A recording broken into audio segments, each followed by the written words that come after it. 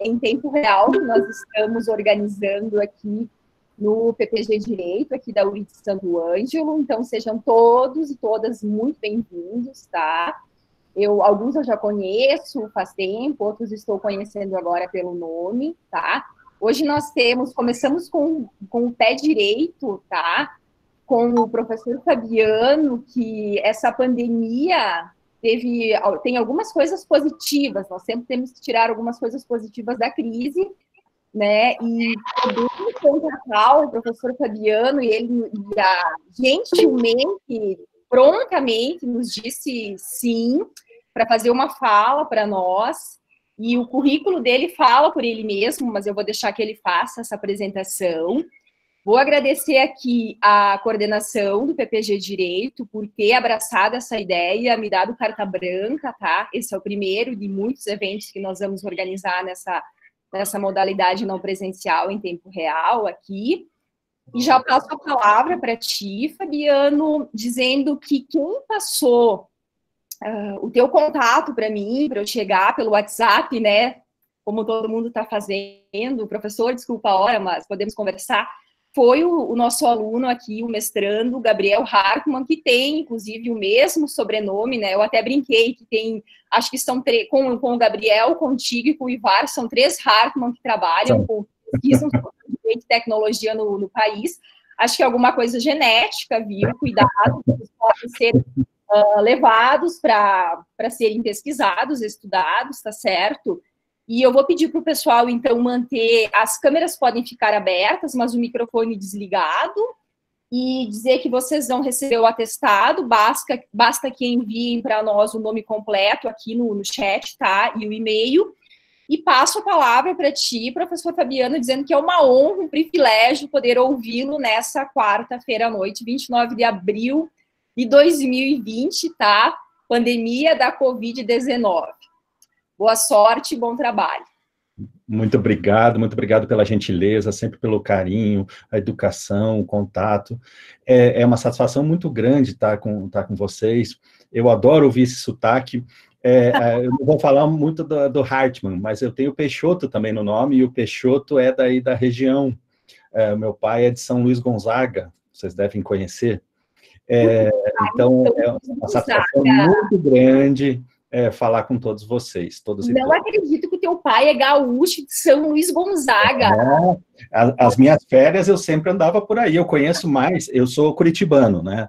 Tá, mas certo. Eu conheço mais o Rio Grande do Sul, por conta do meu pai, por conta da toda a família que a gente ia visitar sempre. Meu pai já é falecido, né?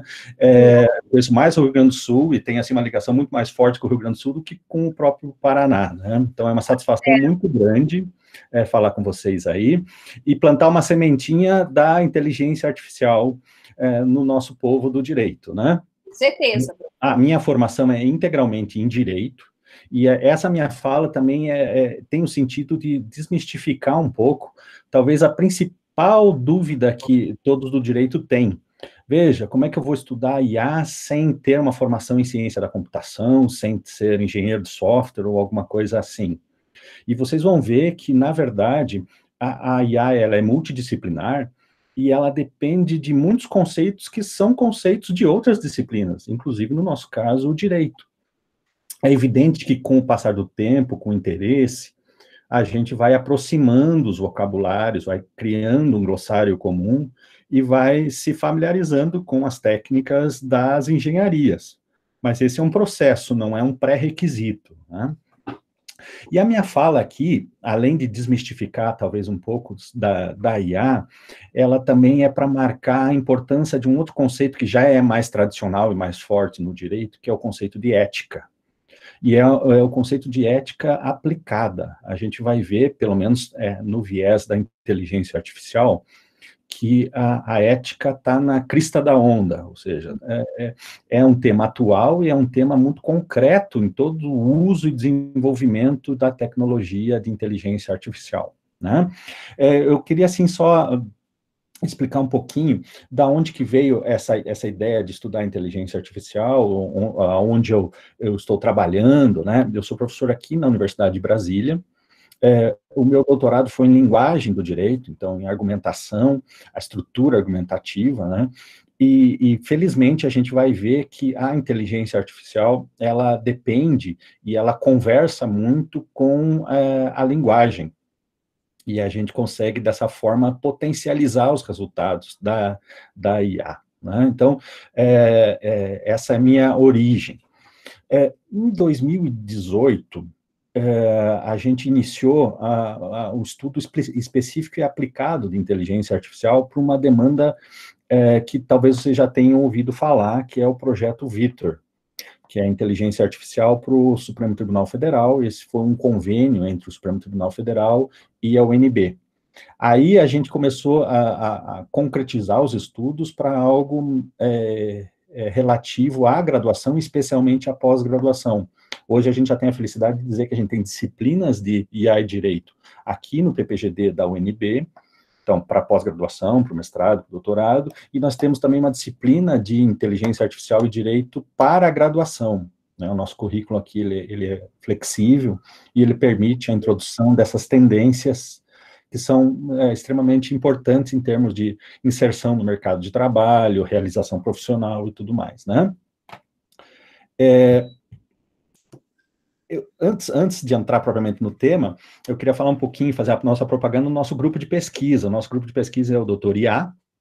Ele é estruturado, ele é sediado no Direito, na Faculdade de Direito, no PPGD de Direito, aqui da Universidade de Brasília, e ele tem os pesquisadores de diversos projetos, que eu também vou falar rapidamente para vocês ao longo da nossa apresentação, tá? Eu tenho muita felicidade sempre de falar IA, e eu tenho que sempre me policiar muito com relação ao tempo, porque a gente tem muita coisa para dizer, e antes a gente não tinha muita oportunidade para dizer. Conforme os mitos foram se reduzindo na inteligência artificial, a gente começou a ganhar mais espaço, ganhar mais interesse. Então, eu sempre tenho muita coisa a dizer, e eu tenho que me controlar um pouquinho para não estourar os nossos tempos. Dessa forma, eu estruturei a nossa conversa de hoje em basicamente 4 tópicos. O primeiro deles é falar brevemente para vocês um pouquinho de como que é a nossa ideia, a nossa concepção da própria IA. Como é uma disciplina multidisciplinar é bom, né? Como é uma atividade multidisciplinar, ela também carrega uma série de conceitos. E para a gente ter um acordo semântico sobre isso, a gente vai dar o nosso conceito de inteligência artificial. Aí depois, sempre contextualizando em projetos de pesquisa, em algo que a gente já realizou, está realizando, porque eu creio que isso dá mais interesse para uma fala, né? A gente vai falar primeiro do conceito estratégico de IA que a gente tem hoje. Então, a importância da gente estudar, da gente formar grupos, da gente formar mestrandos, doutorandos que desenvolvam inteligência artificial, que entendam, que critiquem as várias aplicações de inteligência artificial, porque esse é o momento. E eu vou explicar o porquê que eu entendo que esse é o momento, explicando para vocês um pouquinho do que é o Projeto Vitor. No terceiro ponto, a gente vai ainda afirmar da visão estratégica que a gente tem da inteligência artificial, mas não mais pela concretização de desenvolvimento de sistemas, mas pelo valor e relevância que o conceito ético de IA tem nos países que desenvolvem IA de forma robusta. Né? Então, a gente vai falar da realidade da União Europeia, dos Estados Unidos, do Canadá, da Índia, da China e do Brasil. Nós temos, pela nossa circunstância atual, um posicionamento muito interessante, muito destacado, só que a gente não pode deixar também esse momento passar, porque os outros países estão desenvolvendo estrategicamente o conceito de IA para agregar valores efetivamente, né? Então é uma competição, a gente está nesse cenário de competição. E por último, para falar um pouquinho do ganho de eficiência, e a eficiência num conceito mais ampliado, não só aquele conceito numérico de quantos processos, de quantas soluções, de quantas causas, mas efetivamente de concretização de direitos fundamentais, de acesso à justiça. E eu vou contar para vocês o nosso projeto que está em andamento, que deve ser concluído ao final do ano, que é o projeto Mandamos. Basicamente, a minha fala ela deve ter aí seus 40 minutos, 50 minutos, né? Se eu me empolgar, vocês cortem, e daí depois, e eu acho que é a fase mais importante, a gente abre para perguntas, né? Perguntas de vocês. Eu estou aberto a todo tipo de pergunta, certo? Vamos lá, então. Primeiro, talvez o nosso conceito, a nossa terminologia de uso de inteligência artificial tenha gerado o maior dos nossos problemas. Ao dar essa ideia de inteligência artificial, a gente acaba associando a uma comparação com a inteligência humana. E na medida que a gente compara, a gente imagina que pela rapidez, pela capacidade de memória, pela capacidade de processamento, essa inteligência artificial poderia superar a inteligência humana, e não é nada disso. Nada daquilo que a gente vê nos filmes, nada daquilo que a gente lê em notícias mais sensacionalistas sobre inteligência artificial, são matematicamente sustentadas. A IA nada mais é do que a reprodução de parte de uma habilidade cognitiva humana. Parte dela. Essa habilidade cognitiva humana pode ser até sofisticada, pode ser até complexa, mas a reprodução ela é parcial. Não há estrutura artificial ainda que contemple o arranjo do cérebro humano. Então, a matemática que seria necessária para se sustentar uma IA artificial, uma IA para suplantar o cérebro humano, ela ainda não existe, né? Então, eventualmente, no futuro, pode até ser que se tenha uma revolução matemática e ela passe a existir, mas hoje não. Então, tudo aquilo que diz que a IA ela vai superar e vai dominar o homem é mito, né? Não existe base científica para isso. E a IA é tão mais eficiente quanto nós consigamos delimitar problemas. Para um problema específico, a gente consegue desenvolver uma IA que simule a atividade cognitiva humana. Mas a gente não consegue desenvolver IA para problemas genéricos. E eu dou um exemplo aqui para vocês que talvez seja o mais marcante disso. Quem já teve curiosidade de ler alguma coisa sobre IA, já deve ter lido um programinha chamado AlphaGo, que é um programa de inteligência artificial que foi treinado nas regras do xadrez chinês, que é tido como um dos jogos mais, se não o mais complexo em termos de estratégias e possibilidades de combinações de jogadas, e o AlphaGo foi lá e ganhou do campeão humano do xadrez chinês. Né? Então, isso nos mostra todo o potencial que a inteligência artificial ela tem, ela carrega. Mas, por outro lado, se a gente pegasse esse mesmo software do AlphaGo e colocasse ele, por exemplo, para detecção de padrões de sinais e sintomas da Covid-19, esse software seria um absoluto fracasso. Porque o problema específico do AlphaGo era, dentro das regras do xadrez chinês, conseguir as melhores jogadas. O problema não era identificar sinais e sintomas do Covid. Para isso, é necessário o desenvolvimento de uma outra inteligência artificial. Então, a grande questão, o grande mérito de um sistema de IA é identificar um problema específico para ele atuar. E identificado esse problema específico, nós precisamos de um outro passo. E talvez aqui seja o passo de maior vantagem competitiva do Brasil. Para se aplicar uma técnica de IA, e a machine learning, que eu vou falar mais para frente, é uma técnica de IA, então ela está contida dentro desse universo da IA, ela necessita o treinamento através de muitos dados, porque ela precisa identificar padrões. Na medida em que esses dados alimentam a máquina e que padrões são observáveis, é possível a predição de cenários. E essa é a essência de uma aplicação de IA. Né? O tratamento de muito dado, identificando muitos, ou quanto mais melhor, padrões, para predição de algum cenário, para apontar para algum tipo de ação. Né? Se a gente estivesse falando só no nosso ambiente do direito, a gente diria o seguinte, que a inteligência artificial, ela serve basicamente para duas grandes coisas, que são muito comuns para nós. Então, o universo dessas duas coisas, ele é muito grande. A primeira delas é o apoio a uma decisão, pode ser uma decisão administrativa, pode ser uma decisão judicial. Então, através da identificação de padrões, é possível predizer cenários, apontando a melhor ação para determinada decisão, bem como para otimização de fluxos procedimentais. Isso também pode ser, a gente pode estar falando dentro de um procedimento jurisdicional, quanto num procedimento administrativo, dentro de um escritório de advocacia, dentro de um sistema de gestão do Ministério Público, e assim por diante, nas mais diversas profissões jurídicas, né? Mas basicamente isso, apoio, decisão e otimização de fluxos.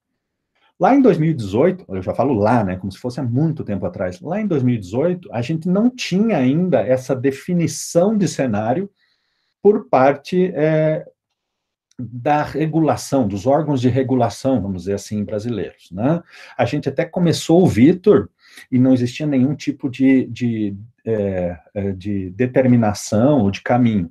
Felizmente, o CNJ veio ainda em meados de 2018, para dizer justamente isso que a academia já via, dizendo basicamente que os sistemas de IA dentro do Poder Judiciário, por exemplo, iam ser tanto para apoio à decisão, quanto para otimização de fluxos. E essa palavrinha apoio à decisão, ela é muito importante, porque ela indica para nós que o benefício da IA, ele é muito mais de suporte à atividade humana do que supressão da atividade humana. Mesmo que se execute muitas tarefas que antes eram executadas pelo humano, necessariamente a arquitetura da IA, uma arquitetura responsável e robusta, vai prever a participação e a intervenção humana, pelo menos para controle, né? Então, muitas das atividades humanas, e por consequência, muitas das atividades humanas jurídicas, são executáveis e melhor executáveis pela máquina. Mas o controle, a sistematização de segurança e tudo mais, ela é sempre humana, né? Então, isso é muito importante, porque a gente já vai aí dissipando algumas dúvidas que são importantes. Vamos lá começar a dar assim, uma concretude maior do que é efetivamente a inteligência artificial. Vocês estão me ouvindo bem? Alô? Estamos ouvindo, prof. Ah, tá. Tá muito silêncio. Aí, assim, eu vou passar agora um videozinho. Muito provavelmente, pela conexão, vocês vão ver esse vídeo assim de forma meio desagradável, porque ele vai cortando. Mas não se... Opa. A princípio, né? Ele não está suportando passar um vídeo. Ah, que pena. Esse robozinho que vocês estão vendo aí, deitado, dormindo, é o robô Léo. Professor, surgiu. Pode dar um F5 aqui, ampliar a tua tela, por favor? Agora vocês vão começar a ver o movimento. Começaram? Tá. Não, ainda não, prof. Não. Eu acho que o senhor colocou só a apresentação em uma tela, não colocou? E não a tela inteira? Não, é que esse vídeo está dentro da apresentação. Tá, é que a apresentação ela tá de longe, assim, ela não tá aparecendo. Não, mas ela tá em tela inteira para mim. Tela inteira. Aqui não, aqui ela tá aparecendo os quadradinhos na lateral, prof. Tenta clicar no segundo quadradinho se o senhor tirar da tela inteira. Vamos lá.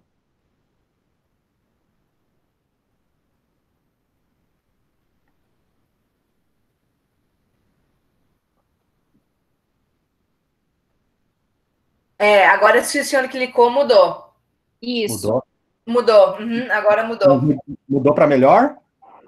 É que o senhor vai ter que ir clicando, aquela função, ela tá, por algum motivo, acho que ali na escolha, porque tem a opção de escolher só uma tela, ou a apresentação do que está aparecendo na sua tela. E aí, para não gerar mais, eu acho que o senhor pode continuar clicando nessas laterais ali, tá, prof? Daí a gente vai conseguir ver.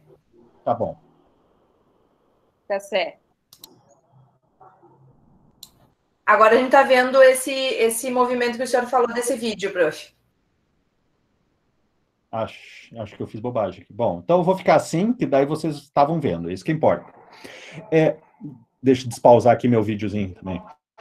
É o seguinte, então, quando vocês verem o robozinho andando, esse robozinho se chama Léo, e ele vai dar o exemplo para nós da diferença entre automação. Agora, nesse Step 1 aqui, que ele está fazendo, ele está com um programa que ensinou ele a andar. É um programa de automação como outro qualquer, que a gente já convive há décadas, normal. Então, é um programa que ensinou ele a fazer os movimentos e andar. Na sequência, quando ele completar essa primeira volta aí para vocês, foi retirado agora, Step 2, foi retirado completamente a programação dele e foi só identificado na programação o que ele tem que alcançar, que é o sucesso. Essa é uma forma de aprendizado chamada aprendizado por reforço. Foi dito que ele tem que andar e que o andar é o oposto de cair. É se movimentar sem cair. Aí ele vai executando uma série de movimentos com insucesso, vai aprendendo pelo insucesso, vai eliminando esse insucesso e vai praticando novos movimentos, ou seja, novas ações, com vistas a acertar, com vistas a conseguir o seu, vamos dizer assim, o seu prêmio, que é andar. Ele vai errando, ele vai aprendendo, olha, 1 hora depois ele já conseguiu dar meia volta no circuito, mas ele ainda pratica alguns atos que são errados, né? Então ele não conseguiu atingir o prêmio dele, que é o sucesso na movimentação. Essa é a forma mais atual da machine learning, que se chama aprendizado por reforço. Essa é a forma mais útil, pelo menos até onde a gente tem hoje na literatura nossa, para aplicação no direito, porque ela permite o aprendizado de atividades complexas. Percebam que aí ele tem ainda algumas limitações, por exemplo, aquele braço, então ele não é um andar humano completo, mas ele tem que administrar movimento, equilíbrio, velocidade. São atividades cognitivas complexas, mas que ele consegue ir aprendendo justamente porque ele, diferente do humano, ele não repete o erro. Ele só vai incorporando as coisas que são corretas, né? E de um tempo depois, daqui a pouquinho já vai terminar esse vídeo, em 4 horas, o robozinho Léo, por aprendizado por reforço, tá aqui, ele consegue aprender a andar, né? Então, vocês percebem por esses dois movimentos do Léo, a diferença entre automação com IA, né? O nosso grupo de pesquisa, ele tem uma série de atividades, e esse slide aqui eu coloquei justamente para vocês perceberem que praticamente em todas as especializações do direito, a gente pode ter uma interface com a IA, e o impacto da IA nessa especialidade. Então, por exemplo, não sei se vocês vão ver o meu cursor, mas com relação ao processo, a gente já tem em andamento o projeto Victor, com o Supremo, o projeto Mandamos, que eu vou apresentar para vocês um pouquinho mais para frente, que ele identificou um problema específico do processo judicial, que são as citações e intimações, e ele está interferindo nisso, tornando um mecanismo mais eficiente. A gente tem o projeto Júlia, que é um projeto de aplicação da IA na logística jurisdicional, ou seja, a gente está fazendo um mapeamento de todo o fluxo processual ao longo vamos dizer assim, da vida de um processo e verificando quais são os pontos que são pontos problemáticos, ou seja, pontos onde eventualmente o processo demora muito, onde precisa muita intervenção humana para fazer trabalhos que são repetitivos, enfadonhos e, portanto, sujeitos a um maior índice de erros. Então, a gente está fazendo esse mapeamento para daí, a partir do mapeamento feito, fazer soluções de inteligência artificial para cada uma dessas etapas e para otimizar cada um desses tempos e resultados, né? A gente tem ali um projeto em direito eleitoral, e hoje a gente está vivendo uma época em que o direito eleitoral está sendo extremamente impactado pelo mau uso de tecnologias, né? Então, na medida em que a tecnologia ela pode ser usada para o mal, a gente que tem uma responsabilidade como universidade, uma responsabilidade de cidadania, a gente tem que também desenvolver o máximo possível as ferramentas de IA para combater isso, para identificar isso. Eu vou falar uma coisa que para nós do direito é uma coisa muito óbvia. Basicamente, o processo como um todo, processo civil, processo penal, ele é baseado em juízos de cognição sobre provas, né? A gente vai buscar um julgamento e o juiz vai dar esse julgamento olhando as nossas provas. Se as provas são produzidas com um viés de inteligência artificial, mecanismos tradicionais de perícia não conseguem identificar. Então, a gente precisa também ter a medida contrária a essa iniciativa de desvirtuamento de provas para conseguir dar um panorama mais real ao juiz, então, como apoio à decisão, né? Isso eu queria que ficasse marcado na cabeça de vocês. Não há mecanismos tradicionais de verificação quando a deturpação das provas é feita por IA. Então, a gente precisa de um outro mecanismo de IA para identificar isso. Então, a gente também está desenvolvendo pesquisas nessa área. O direito administrativo ele pode ser muito facilitado com ferramentas de IA, a gente tem o projeto Licitar, o direito bancário, o direito financeiro também, então a gente está fazendo um projeto bem interessante com identificação de causas raiz, ou seja, o elemento chave das disputas que envolvam bancos, para eventualmente poder recomendar acordos, composições e tudo mais. Então isso tem também a destravar um dos maiores agentes que sobrecarregam o sistema judiciário, né, que são as demandas bancárias. Isso eventualmente pode contribuir. E aqui eu poderia citar uma série de outras iniciativas que a gente pode fazer em termos, por exemplo, de juizados especiais, a gente tem muita coisa. Agora, com relação à Covid, eu participo aqui de um comitê de crise na Universidade de Brasília, e a gente está desenvolvendo já, pelo grupo de pesquisa, 2 projetos de aplicação da IA. O primeiro deles é o Direito na Palma da Mão, que busca a organização de informações aferidas para se evitar aquelas informações falsas e tudo mais, juntamente com direitos, para ter mais acesso à população mais vulnerável. E o segundo é um gadget que vai fazer um monitoramento de sinais, que são sinais muito simples, então já existe tecnologia para isso, ela só não está reunida ainda numa ferramenta de IA, para monitoramento também de população vulnerável, monitoramento de sinais, que possam otimizar o atendimento dessas pessoas que eventualmente estão distantes dos médicos e de hospitais e tudo mais, né? Então a gente também está fazendo um sistema de IA para isso. E percebam que a gente consegue ter uma interface com as outras profissões. Então, a engenharia codifica, a gente pede o conhecimento de especialistas da medicina, os especialistas do direito, e a gente consegue, dentro de projetos que são multidisciplinares, ter uma solução, um impacto muito grande. Talvez essa seja a maior característica da IA. Ela gera impactos muito grandes, tanto negativos quanto positivos. A gente tem que ter muito claro esse cenário, né? Para otimizar os positivos, a gente tem alguns standards, alguns indicadores, né? Eu vou falar para vocês aqui alguns. Então, vamos lá. Dentro dessa primeira visão estratégica da IA, por que eu falo tanto que a IA ela é estratégica? Eu vou contar para vocês agora o projeto Vitor. Vamos lá. O projeto Vitor, ele iniciou em 2018, estava previsto 1 ano, ele foi renovado e agora foi ampliado. Então, ele está ampliado até 2020, final de 2020, porque se identificou novas possibilidades para se desenvolver. Mas, basicamente, qual foi a ideia original do Vitor? O Supremo Tribunal Federal, assim como todo o judiciário, está sobrecarregado de processos, E se verificou que dentro de uma estrutura do STF, que se chama Secretaria Judiciária, se faz o recebimento de toda a repercussão geral que chega ao STF.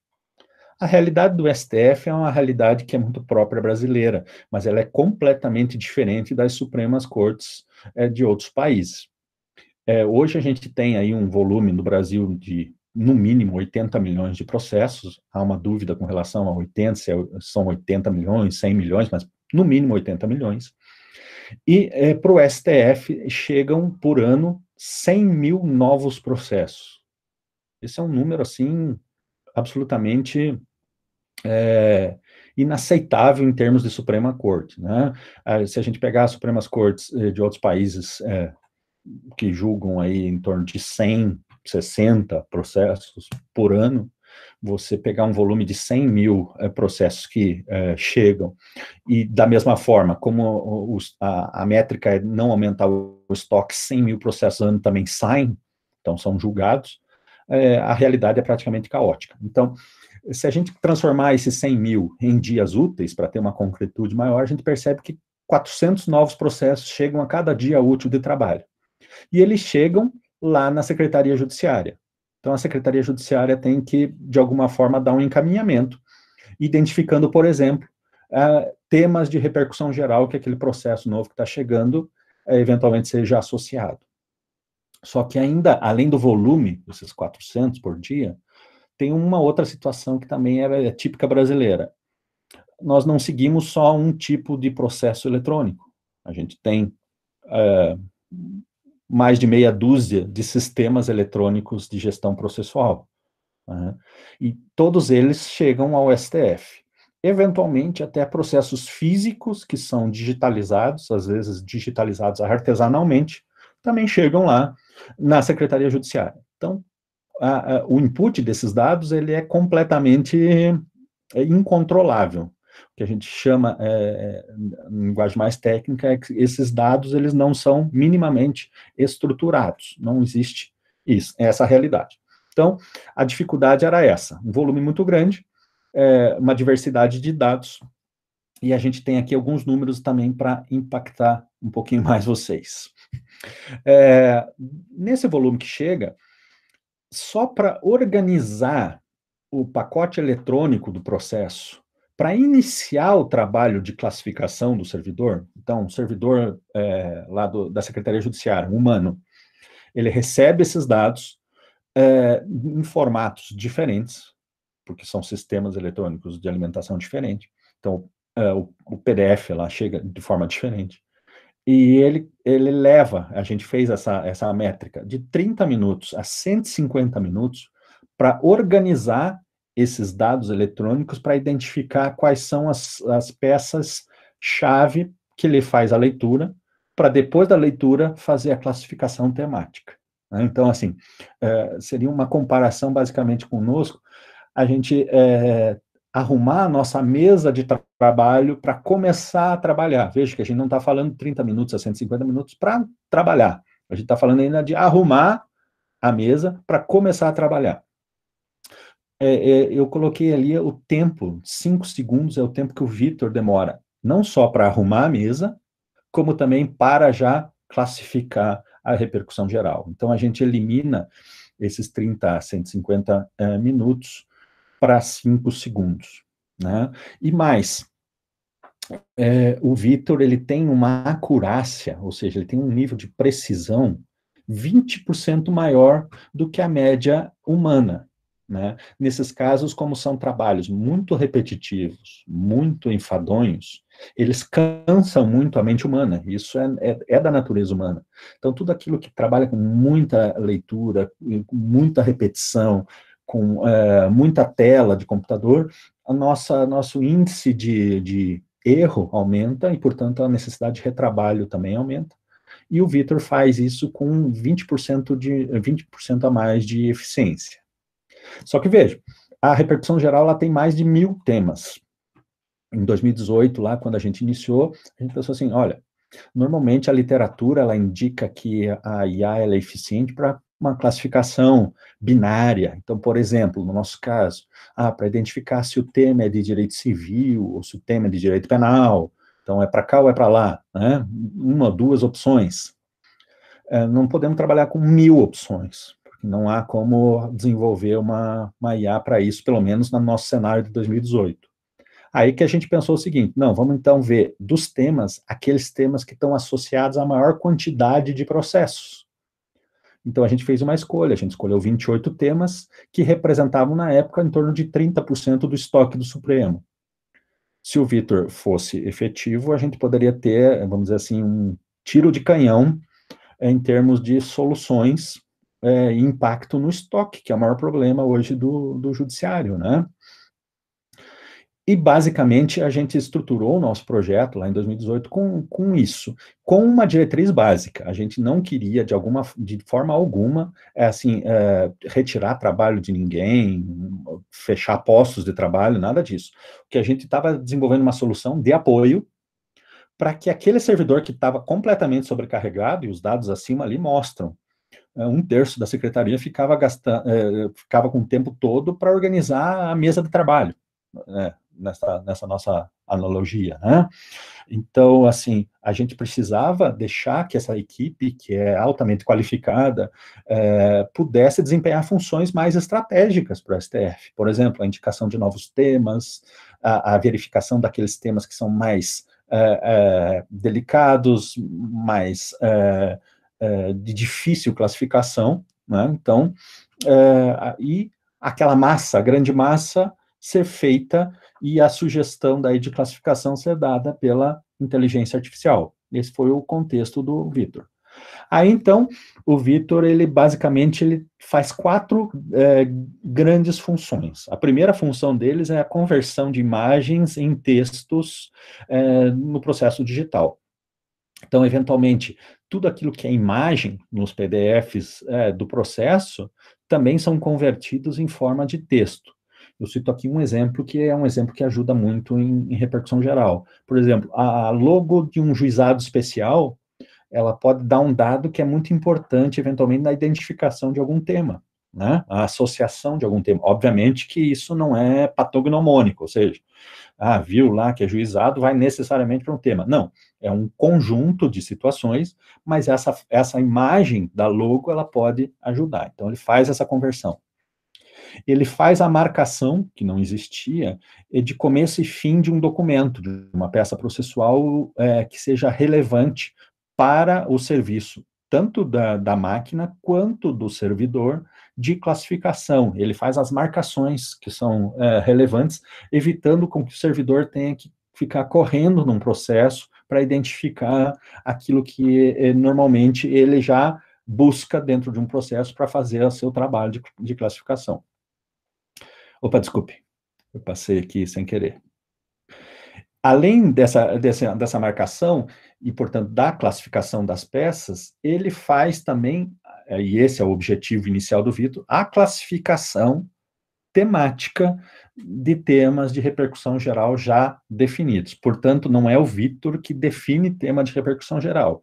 Ele teve uma massa já de dados de repercussões já identificadas, e ele faz essa identificação com base nesses parâmetros, né? O Vitor poderia fazer uma coisa diferente? Poderia, se o objetivo dele fosse diferente, como eu falei lá no começo, e se ele fosse treinado de forma diferente, mas o Vitor foi treinado para esse objetivo, e ele promove aqueles impactos que eu falei ali mais acima. Aqui a gente tem uma representação de como que se dá o fluxo desse pré-processamento, né? Então, chega o PDF, ele faz a separação desse PDF e ele verifica se aquilo é texto ou aquilo é imagem. Se é texto, ele já faz o banco de textos. Se é imagem, ele faz o processo de renderização, aplica o OCR, faz a osserização e junta com o banco de textos. Então, ele transforma tudo em texto para daí aplicar a sua arquitetura daí de combinada machine learning com deep learning. Aqui, então, é a nossa combinação. A partir, então, da identificação de peças, a gente tem aqui a exemplificação da estrutura da arquitetura do Vitor. O Vitor, ele combina tanto machine learning quanto deep learning. E por que ele faz essa combinação? Como eu falei para vocês mais acima, o Vitor, ele não trabalha com uma classificação binária, é civil, é criminal. Ele trabalha com 28 temas e com mais um, que é aquele que não identificou, não está enquadrado dentro dos 28, ele joga para o 29, que é aquele que vai depender, portanto, da atividade humana, até que ele eventualmente seja estendido para mais classes. Então, ele trabalha com 29 opções. A gente verificou nos nossos testes que algumas opções são mais fortemente indicadas por aplicação de machine learning, outras são mais fortemente aplicadas por modelos de deep learning, né? Então, é uma arquitetura complexa. Feito isso, então, com aquele impacto no estoque e com aquele impacto no tempo da Secretaria Judiciária, a gente conseguiu fazer alguma comparação em termos de literatura internacional. No mesmo ano que a gente estava já com essa arquitetura, que foi no começo do ano passado, então, 2019, a College London divulgou um estudo de uma pesquisa que eles estavam fazendo lá, que é muito parecida com o Vitor. É também um sistema de classificação textual, só que lá baseado em 5, vamos dizer assim, classes distintas, né? Então, o identificador e o classificador deles trabalhava com 5 possibilidades diferentes. E a College London divulgou, então, o resultado, que é a acurácia, que é um índice, vamos dizer assim, de desempenho, que é um índice que indica a precisão da ferramenta de IA. Lá, a acurácia dele era a média de 0,79. Então, dentro das 5 classes, a média de acerto, vamos traduzir assim, é de 79 a cada 100, 79% de acerto. Isso foi considerado pela College London um resultado robusto, porque em termos de trabalho que é com muitos dados, muito repetitivo, essas são julgamentos da Corte Europeia de Direitos Humanos, então, trabalho extenso e tudo mais, um índice de 79% de acerto foi considerado um índice muito robusto, muito forte. Muito bem.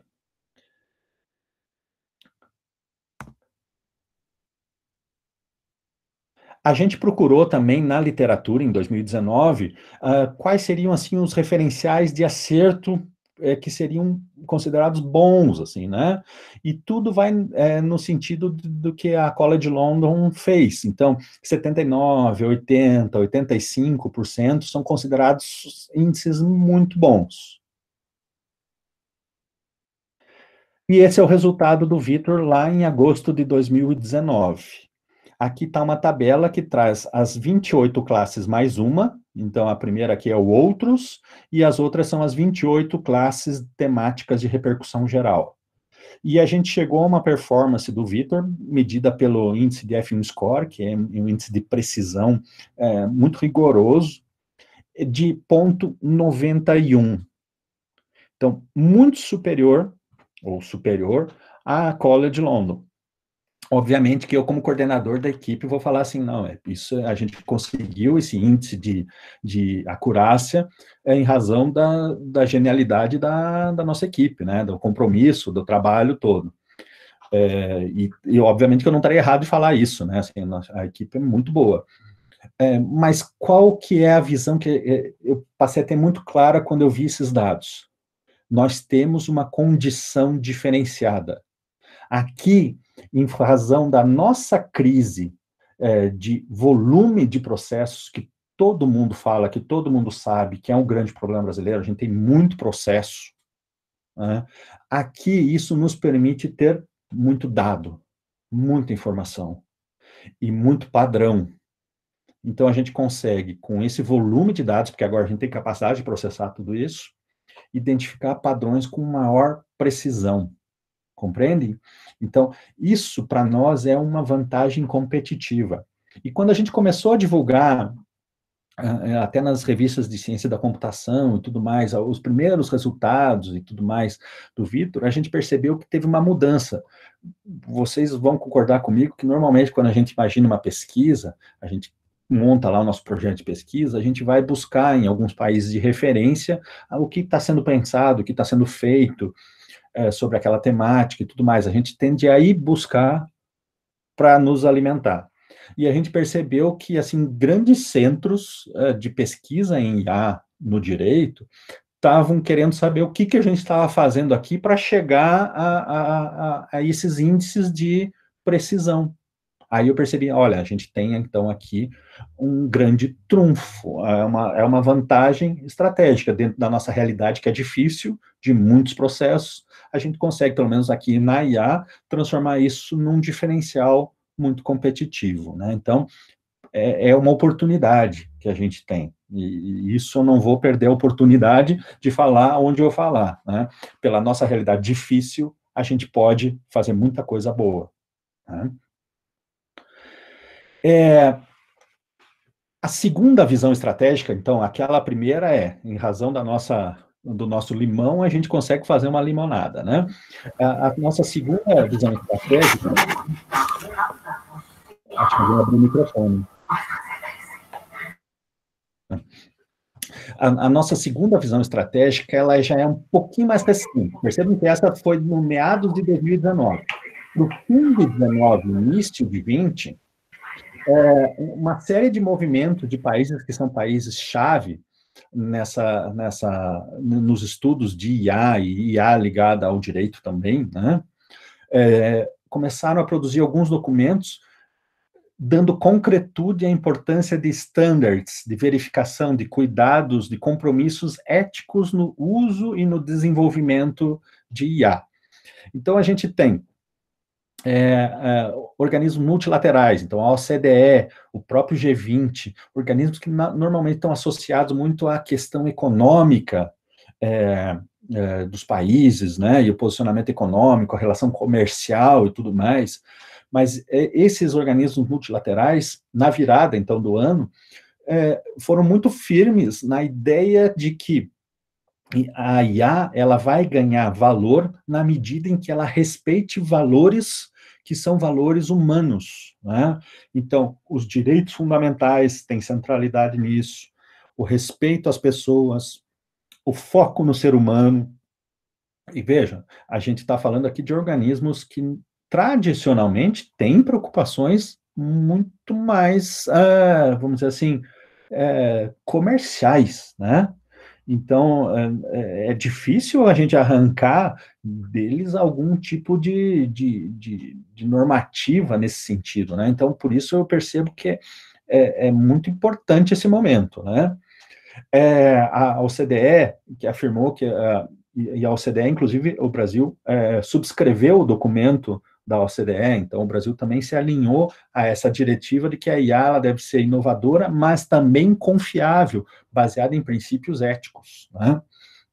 Então, vamos dizer assim, esse é o momento, efetivamente, da gente pensar nos estándares éticos e condicionar os projetos e desenvolvimentos ao respeito a esses estándares, né? A gente ainda está num ambiente que está, assim, muito fragilmente regulado. A gente normalmente traz regulações que são regulações de temáticas parecidas, mas para a IA ainda não há nenhum marco, a gente precisa ter, assim, referenciais ainda isolados, né? Mas eu penso que esse é o momento da gente seriamente concretizar. E mais que os organismos multilaterais, me chamou muita atenção uma competição que está sendo travada, pelo menos assim, no Ocidente, em relação a Estados Unidos e Alemanha em particular, porque ambos lançaram documentos com uma estratégia nacional competitiva de IA. Os Estados Unidos com uma visão mais, vamos dizer assim, de dominação mercadológica do uso e do desenvolvimento, especialmente do desenvolvimento de IA, mas também centrado em respeito e tudo mais, e a Alemanha concretizando um anseio de se lançar uma inteligência artificial com um selo, eles até falam nesse documento estratégico, uma IA made in Germany. E essa IA made in Germany, como selo de qualidade, é uma IA que respeita os estándares éticos lá definidos. Então, só vai ter essa garantia desse selo a IA que respeite os compromissos éticos. Percebam a importância disso, né? Então, se tradicionalmente nós, que sempre estudamos a teoria do direito, a filosofia do direito, e sempre lutamos pela concretização nos projetos e tudo mais, de estándares referenciais éticos concretos para nossas ações, né? E há muitos estudos, especialmente feitos até 2018, que dizem que a ética, quando associada à IA, ela era muito associada sob o ponto de vista teórico, mas naquilo que se direcionava ao desenvolvimento e aplicação da IA, a ética ela ficava relegada, já se enfraquecia, né? Então, eu vejo que agora há uma virada paradigmática que a gente também tem que se posicionar muito claramente, né? Vai ganhar valor aquilo que minimamente, porque nós estamos falando de um campo que é um campo de inovação, é um campo de descoberta, mas aquele que minimamente já produza mecanismos de garantia de proteção ética e garantia de caminhos alternativos caso algum dano a estándares éticos ocorra, né? Então, a gente tem que ter isso muito claro, né? Assim a gente faz, eu não vou falar todas as recomendações, eu lancei um livro agora recentemente justamente sobre isso, Convergência Ética e Estratégica. A grande pergunta é saber, é possível a gente fazer o desenvolvimento de sistemas de IA para o direito com responsabilidade ética? Sem dúvida alguma é possível. E normalmente, se a gente verificar na literatura os casos de insucesso da IA, a gente vai verificar, insucesso que eu digo, IA que provoque desvios, que aumente preconceitos e tudo mais, e exemplos tem aos montes disso, a gente vai verificar que o desenvolvimento disso aconteceu por não verificação de parâmetros éticos mínimos. Então, há recomendações para proteção de vulneráveis, há recomendação para evitar preconceitos, há recomendação de transparência. E aqui percebam, no nosso campo do direito, a palavra transparência, ela tem que necessariamente estar casada com o tipo de dado que a gente está trabalhando. Porque a gente pode estar trabalhando com dados que são absolutamente privados, a gente pode estar trabalhando com dados que são públicos, mas eventualmente públicos, mas que no seu conjunto são dados sensíveis. Então, por exemplo, os dados do judiciário, de uma maneira geral, são públicos, né? Mas são dados que são sensíveis, né? Que não podem estar sendo manipulados, que não podem estar sendo direcionados, né? Então, tem todo um cuidado. E isso, metodologicamente, no desenvolvimento de qualquer sistema, você consegue incorporar salvaguardas para isso, planos de contingência. O que normalmente acontece é que não há isso, e daí, quando se verifica algum bias, que são esses desvios que fortalecem preconceitos e tudo mais, a gente cria um movimento que é um movimento muito negativo, né? Eu tenho uma visão assim, muito clara sobre o papel da inteligência artificial, inclusive para demonstrar deficiências do próprio comportamento humano, né? Então, talvez o caso mais emblemático de problema na IA tenha sido o Compass americano, que é uma IA voltada a predizer a possibilidade de reincidência. E essa IA apontava que, em razão da cor da pele, o potencial de reincidência era o dobro, né? Então, obviamente que é um sistema que ele é preconceituoso, mas, na verdade, a gente tem que fazer a pergunta certa. É o sistema que é preconceituoso ou quem criou aquele dataset para alimentar o sistema é que é preconceituoso, né? Então, a IA ela serve para justamente mostrar as nossas falhas. Eventualmente, se aquele juiz que fosse decidir ali sobre o potencial de reincidência ou não, ele ia ter o viés preconceituoso e as coisas não iam ser tão claras, né? Hoje em dia, por exemplo, saindo um pouco da área criminal, a IA ela põe em questionamento conceitos já estabilizados de personalidade jurídica, de capacidade, de obrigação, de responsabilidade civil, né? Então, tudo isso, de alguma forma, a gente tem que repensar. E tudo isso é campo para o profissional do direito pesquisar, atuar, refletir, questionar, né?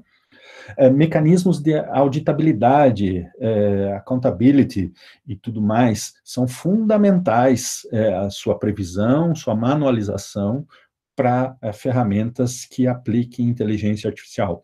Dessa forma, a gente consegue ter aquilo que a gente quer, que é uma IA robusta. Percebam que a gente não pode cair também no erro de imaginar que a IA não erra. A IA erra, porque, como eu falei lá no começo, a IA é a representação, a reprodução parcial da atividade cognitiva humana. Então, a IA representa aquilo que nós somos. Então, ela está também sujeita a erro. O que um sistema que é robusto deve prever é que, quando acontecer o erro, ela tem que ter um espaço de, primeiro, controle disso, monitoramento disso, anotação disso, para correção disso, né?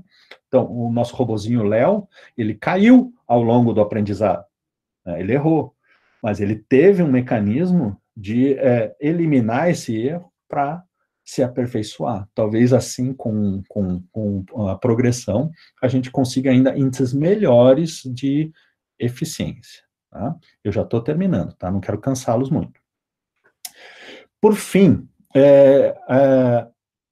a gente deve também ter em mente que a gente pode, com a IA, melhorar muito a nossa eficiência. E a eficiência aqui, talvez numa expressão mais ampliada daquilo que a gente habitualmente está ouvindo falar sobre eficiência. Então, aquelas métricas, aqueles índices de produtividade para todo mundo, o tempo, coisas mais rápidas. A gente sabe que um processo também tem o seu tempo natural, então a gente não quer julgamento simultâneo, a gente não quer nada disso. Mas a gente pode melhorar muito a nossa atividade jurídica lato sensu, como um todo, né? E a IA, ela pode ser uma ferramenta de apoio nessa mudança, nessa otimização dos nossos desempenhos, né? Tem alguns dados aqui eu já falei para vocês, né? A nossa realidade no Brasil é absolutamente assustadora em termos de processos judiciais, são 80 milhões de processos em trâmite, isso dá um processo a cada 3 pessoas no Brasil, é uma coisa assim inimaginável. Isso também mostra também um certo nível de litigiosidade por uma parte, mas também por outra parte, se a gente pensar que há alguns tipos de litigantes frequentes e de volume, a gente precisa também ter algum mapeamento para isso, mas o fato é que, em média, um processo leva 10 anos e 2 meses para a sua conclusão. Isso não é razoável, né?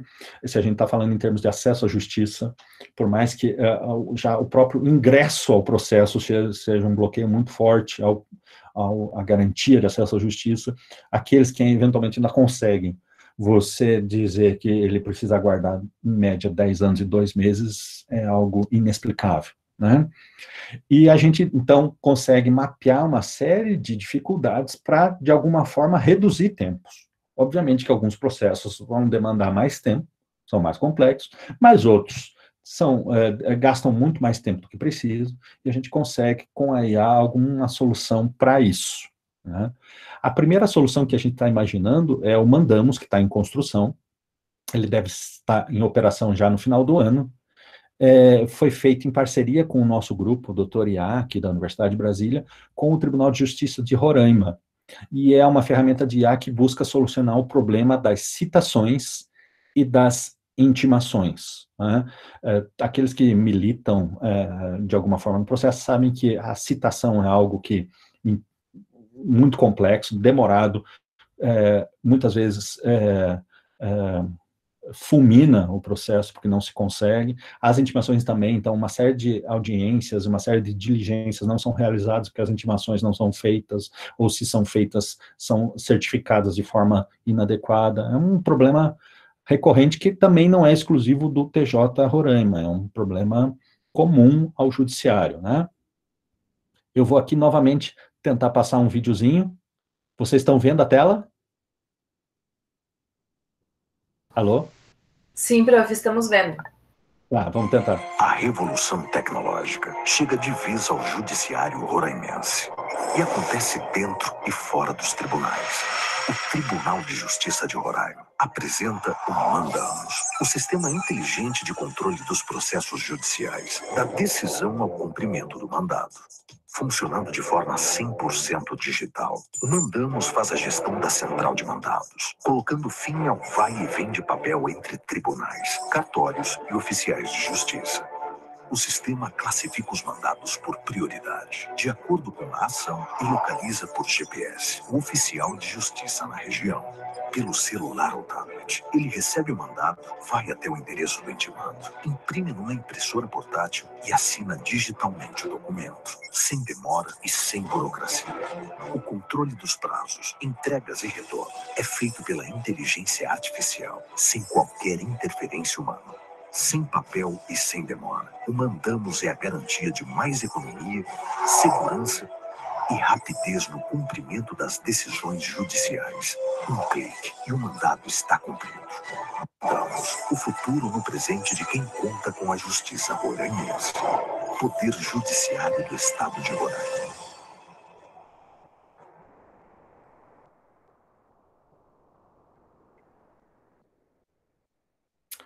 Então, esse é o Mandamos, ele busca justamente atuar nessa parte de citações, intimações, retirando, por exemplo, papel, otimizando a entrega pela geolocalização, fornecendo modelos de certidão, né? Então, assim, modelos ativos de certidão, então ele vai orientando o oficial a certificar de forma mais adequada para nutrir depois tanto a secretaria quanto o magistrado com informações mais úteis com relação àquela intimação, àquela citação, né? Enfim, isso certamente tem um impacto, a gente ainda não conseguiu, porque ele não está em aplicação, mensurar o quanto reduz em tempo, mas, assim, é evidente que pelos testes que a gente já fez, a redução vai ser brutal, e não só a redução, mas também a otimização dos demais atos do processo, né? A gente sempre teve, com relação a todos os projetos, então não só o Mandamos, mas desde a época do Vitor, um cuidado muito grande em como comunicar, como noticiar. A gente até fez um pedido na época, quando a gente estava começando o projeto, porque como é um projeto de inovação, a gente não sabia efetivamente se ia dar certo, o que a gente ia conseguir, né? Então a gente pediu assim, ó, a nossa comunicação vai ser feita através de publicação acadêmica, quando a gente tiver alguma coisa para dizer e tal, né? Infelizmente, a gente chegou a ótimos resultados, então, assim, a gente já tem muita coisa para dizer, mas certamente vocês não vão ver a gente falando em matérias, assim, jornalísticas e por aí afora, né? A gente começou já a fazer algum tipo de publicação, a gente tem 2 livros sobre inteligência artificial e direito.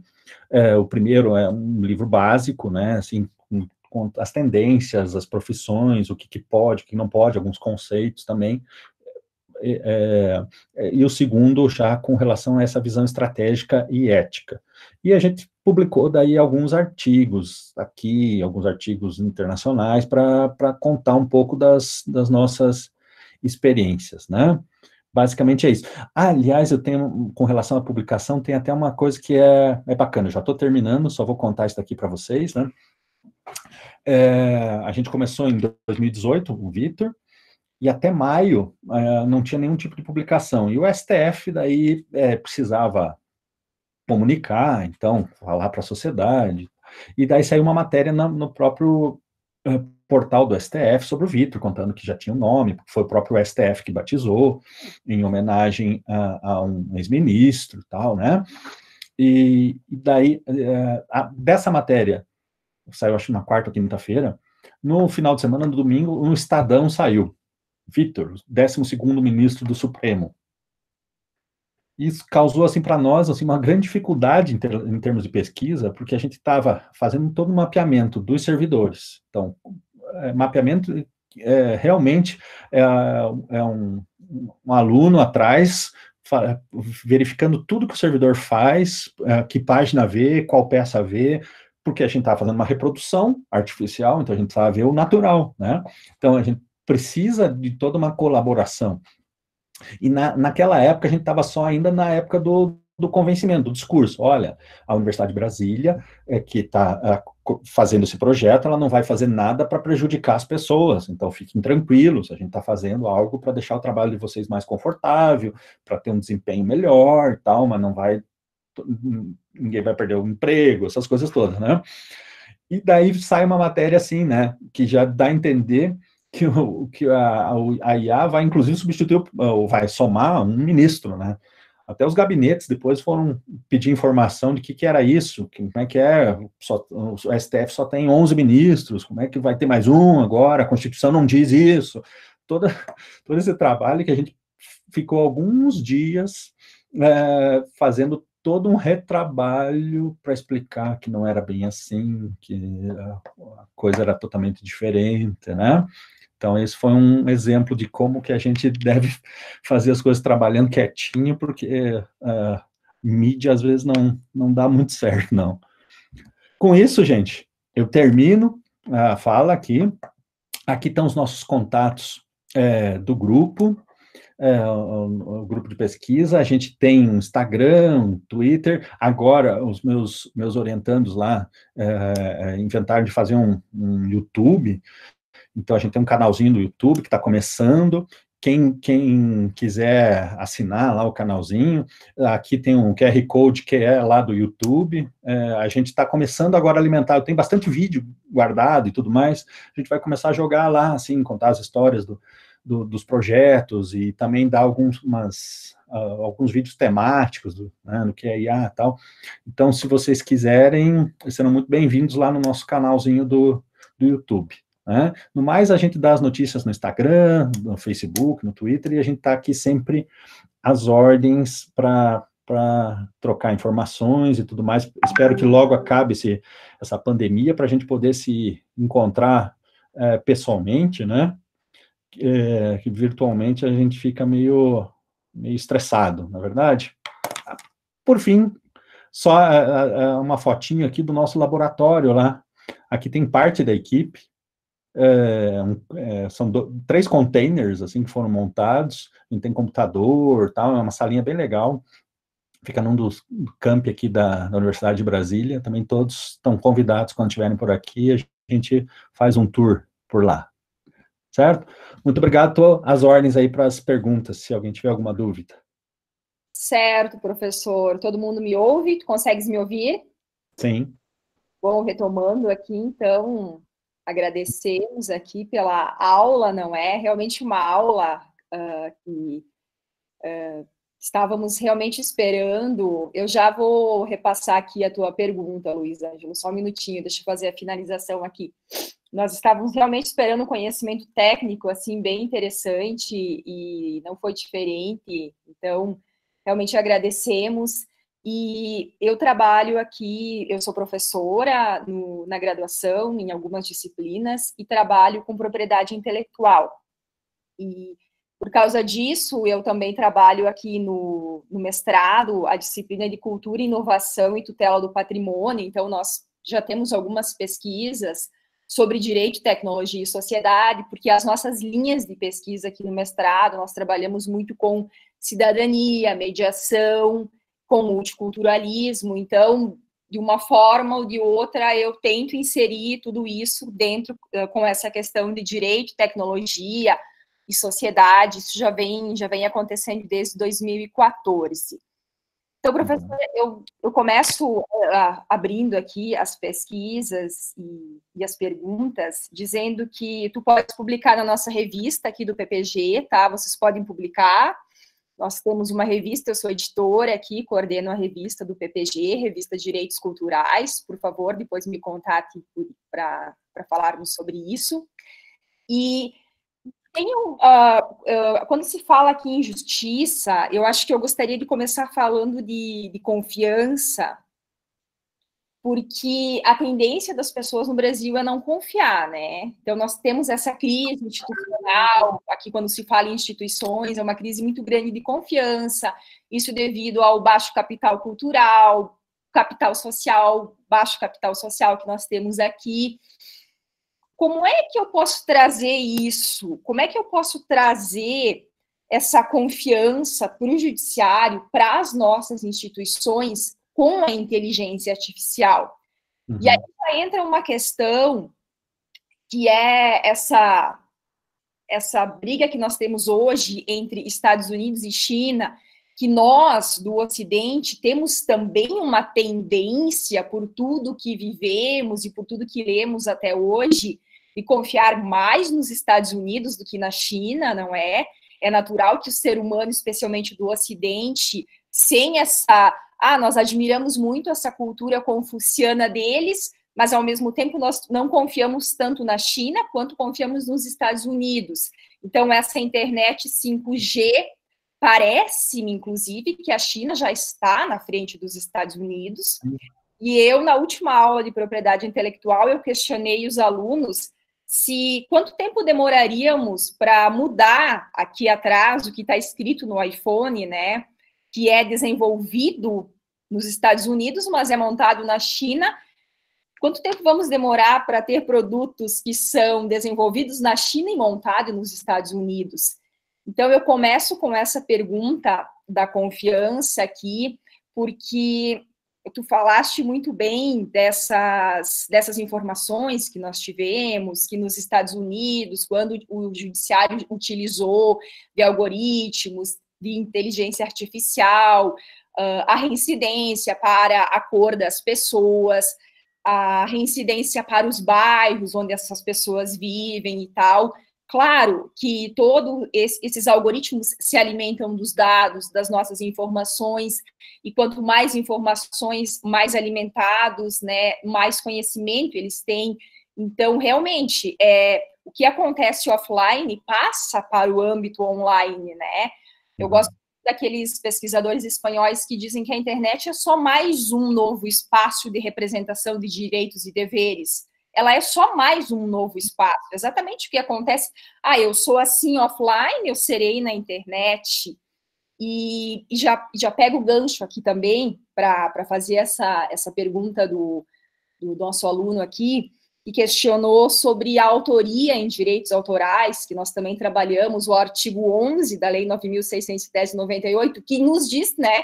E aí eu sempre brinco com os alunos também. Por enquanto, só pessoa física pode ser autor. Mas, por enquanto, porque nós já tivemos algumas tentativas, seja aquela selfie do macaco, seja aquela questão dos gatos, se os gatos podem propor ou não uma ação, a questão de quem seria a propriedade intelectual, os direitos autorais do tradutor do Google, que realmente é uma incógnita, que até hoje a gente não consegue identificar claramente. E eu acho que tudo isso passa por uma questão de sensibilidade para esses temas que nós estamos trabalhando. E quando eu falo em direito e tecnologia, tá, eu falo também em confiança para as pessoas, para os seres humanos que estão envolvidos, se isso pode nos beneficiar. Então, eu abro aqui com esses questionamentos, com esses pitacos, tá? Para que tu possas nos encaminhar aqui para um norte, tá certo?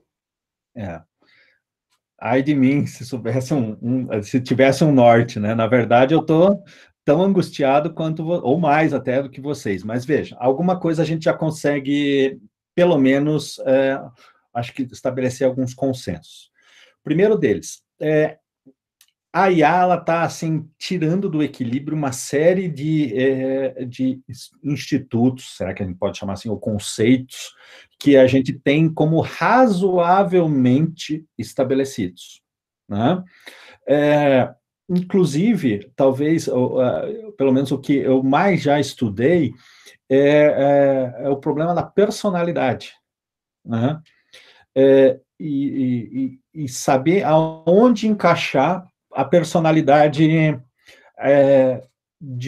se é que existe, de uma inteligência artificial, que a gente tem, assim, por carinho, os nomes dos robozinhos e tudo mais, e acaba dando um caráter quase que humano, né? Alguns deles até já têm uma figura humanoide e tudo mais, né? E a gente tende a achar que eles têm uma personalidade, ou devam ter uma personalidade independente. Aí a gente vai, por exemplo, para a origem, lá 300 anos atrás, da personalidade jurídica, como uma forma, inclusive, de proteção para investimentos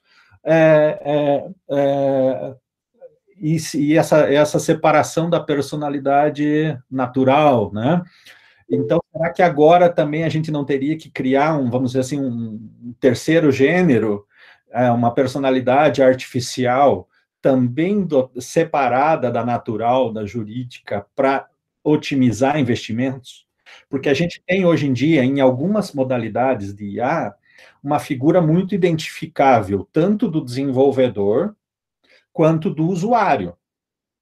Até aí a gente conseguiria, talvez com os institutos tradicionais, tratar isso, né? Mas aí eu acrescento uma nova dúvida. Há já fundamento para a inteligência artificial ser desenvolvida sem essa figura do desenvolvedor humano? E daí? Como é que a gente fica? E é essa inteligência artificial que a gente viu agora que tem capacidade de ações. E se tem capacidade de ações, tem capacidade de gerar obrigações, tem capacidade de ocasionar danos, e aí vai, né? Sim. Então, realmente, aqui tem um espaço grande para a gente refletir. Eu não tenho condições, capacidade, a não ser para destruir os conceitos, mas para criar ainda a gente não tem estrutura, porque a gente ainda não sabe qual é o alcance, né? Então, é um momento de refletir. No teu caso, por exemplo, com relação aos direitos autorais, à propriedade intelectual, porque a gente tem essas situações em que não vai ser possível identificar, personificar desenvolvedor e personificar usuário, porque ela cai aí num sistema compartilhado em que você não tem essas figuras. Você não tem vamos dizer, esse alicerce para raciocinar, né? Isso é extremamente complicado. Por outro lado, voltando àquela ideia de confiança, um fato que aconteceu com a gente, inclusive, quando a gente estava imaginando como que a gente ia fazer o processamento de alguns dados do STF, a gente imaginou que infraestrutura a gente usaria para fazer esses processamentos. Uma coisa era, e isso a gente conseguiu, fazer o processamento dentro da própria infraestrutura do STF, com suas proteções. Embora a gente só tenha trabalhado com dataset de dados públicos, né? Então, todos os processos que a gente trabalhou são processos públicos, né? A gente não trabalhou com nenhum tipo de restrição, né? Então, com nenhum tipo de segredo de justiça, nada disso. A gente só trabalhou com dados públicos. Mas a gente sabia que esse conjunto de dados é um conjunto que passa, apesar de público ser sensível. E casualmente, logo depois que saíram as notícias lá no Estadão e tal, a gente foi procurado via universidade, tanto por empresas chinesas quanto americanas que queriam dar uma infraestrutura para a gente desenvolver a pesquisa, né? Então, assim, não tem gente boba nesse mundo, né? Não tem. A gente sabe que o negócio é complicado mesmo. E daí, o que aconteceu? A gente ficou dentro de uma realidade de uma universidade brasileira, que tem muitas limitações e tudo mais. A gente pensou assim, não, a gente precisa estabelecer alguns protocolos de segurança. E a gente chegou ao ponto de fazer, enquanto a gente ainda não tinha confiança no canal de transmissão entre a STF e o nosso laboratório, a gente teve que fazer, por uma opção nossa, porque não precisava, pode ser até um excesso de segurança, uma coisa boba, mas em razão de, vamos dizer assim, daquilo que a gente estava imaginando, da dimensão que a coisa teve, que a gente pegou drive externo, drivezinho de memória, drivezão, né? E fez backup e trouxe fisicamente para não ter nenhum tipo de interface que eventualmente pudesse ter algum tipo de vazamento de dado, alguma coisa assim, embora, ressalto, dados públicos, né? Mas que a gente não queria correr esse risco. Então a gente fez assim um sistema assim, analógico de transmissão dos dados com um carro. A gente pegou lá, levou para o nosso laboratório, daí inseriu lá numa parte que não tinha nenhum tipo de conexão externa, para ter um nível de segurança que a gente estaria ali sem nenhum tipo de risco, vamos dizer assim, né? Dado, assim, vamos dizer assim, o assédio pelo nobre interesse na pesquisa desses players, né? Então, não existe gente ingênua nesse mundo competitivo de tecnologia, né? A gente sempre tem que estar muito antenado, tanto para um lado, para os Estados Unidos, quanto para o lado da China, todo mundo está muito ligado com isso, né? E aqui, então, volto a dizer, né? A gente também tem que criar essa cultura de ter uma visão eu não acho outra melhor palavra, eu insisto na palavra estratégica desse conhecimento, dessa oportunidade que a gente tem. Por exemplo, a IA jurídica nos Estados Unidos, ela é basicamente voltada para escritórios de advocacia. O processo de discovery e tudo mais, porque lá é uma realidade muito mais volumosa do que a realidade processual. O processo é caro, difícil, tudo mais, né? Então, assim, eles acabaram desenvolvendo uma IA jurídica para lá, diferente. E agora, daí, então, nesse posicionamento de comércio, de venda, eles tentam adaptar, customizar soluções para uma realidade que é muito diferente da nossa, para a nossa realidade aqui, que é um mercado jurídico, é um mercado de peso, é um mercado que tem volume, né? E a gente percebe que essa adaptação, ela é complicada sob o ponto de vista teórico, que eu falei para vocês, né? Os problemas são outros. Eles podem até ter algum tipo de analogia, mas eles são outros. Então, eles demandam muito investimento em customização, e a gente sabe que esse grande investimento em customização pode, eventualmente, ser incompatível com a margem de lucro que eles estão precisando, né?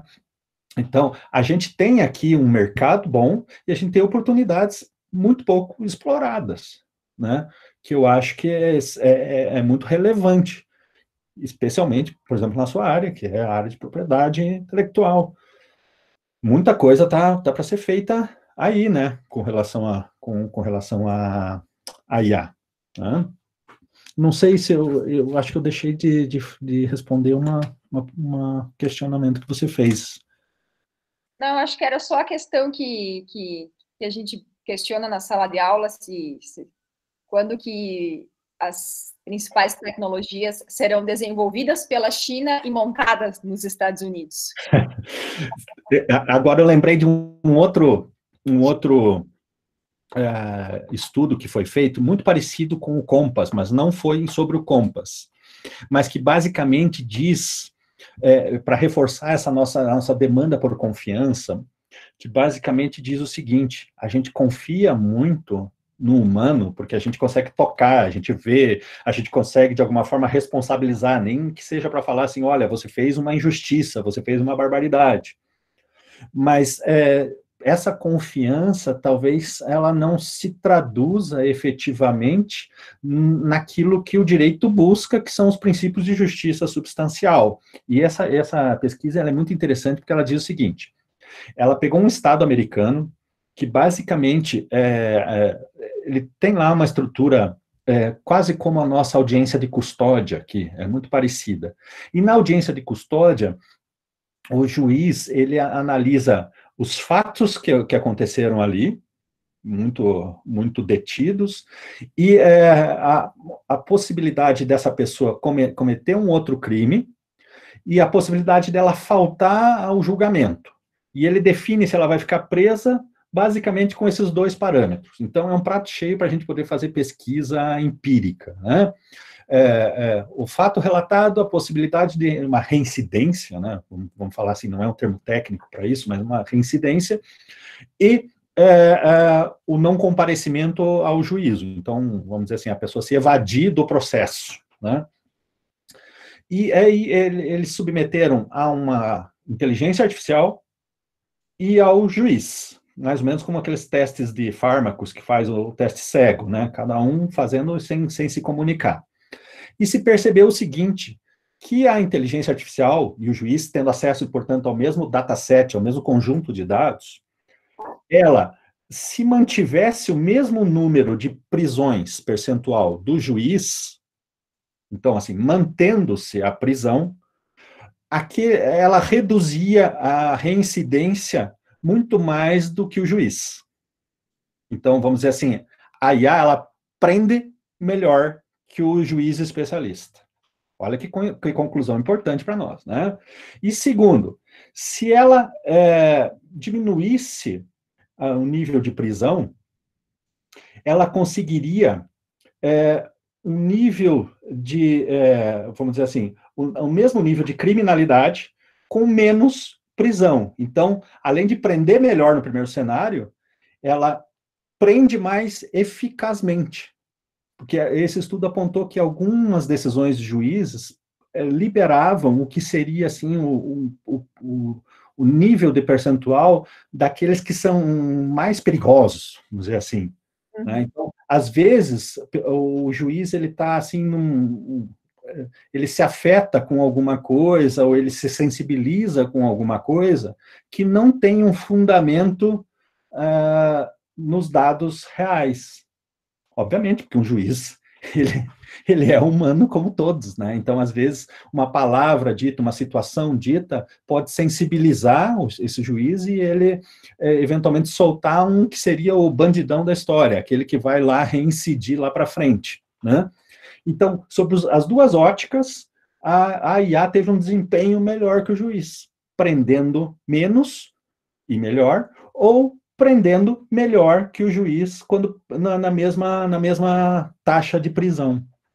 Esse estudo é muito interessante porque, primeiro, ele mostra a capacidade, o potencial de uma IA de desempenho e de, eventualmente, se a gente pensar assim, não mais em substituição do juiz, então a gente não está mais agora no teste, não está um competindo com o outro, mas está um apoiando o outro. Sim. Eventualmente ele vai dar um parâmetro melhor para esse juiz, ou na pior das hipóteses, vamos imaginar que o juiz assim ele está se lixando para a decisão dele, ele vai dar uma carga argumentativa maior para aquele juiz.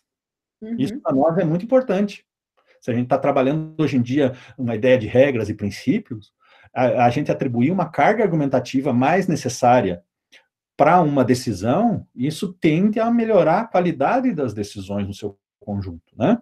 Então, eu penso que, assim, ela é uma ferramenta bem interessante para nós, para apoiar, não para contraditar, não é esse sentido, mas para apoiar. E talvez seja uma realidade que se aproxima de todas as profissões, né? Sim. Usarmos positivamente para nos apoiar.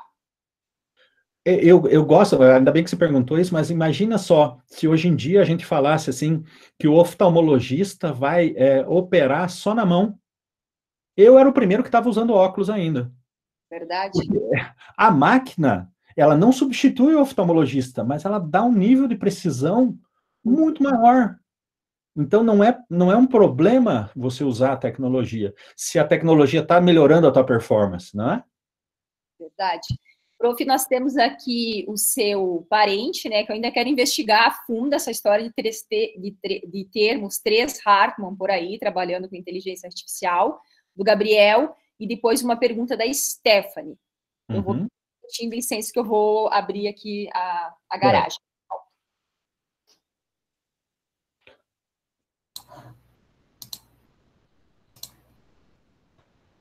Prof, o senhor conseguiu ver ali a pergunta do Gabriel Hartmann?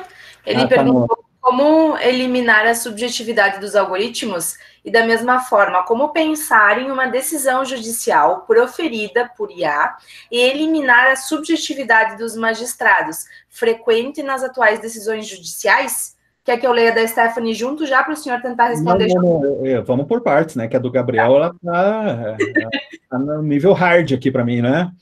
Como eliminar a subjetividade dos algoritmos?